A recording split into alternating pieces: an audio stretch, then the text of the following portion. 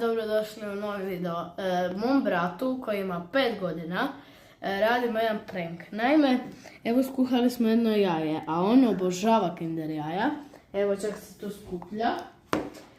I skuhali smo jaje i sad ćemo maknuti ovu foliju.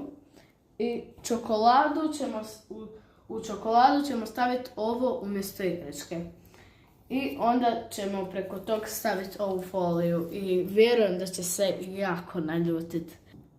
Evo, sada smo ovo napravili. Čekaj da izvadim. Ne ukreni naopako. Joj, čekaj. Će biti dobro. Joj, ne može se izvaditi ovo. Tako. Stisni. Dobro je da ne pukne.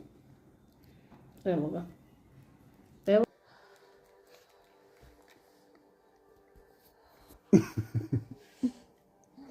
Šta je to? To je igračka.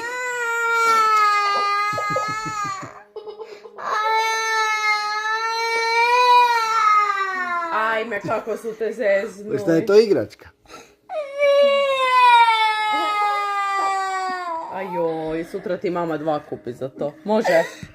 Neću ja, meni to smrdi, evo njima, daj. Nek pojedu sad, ajde izvoli pojedi jaje. Neću.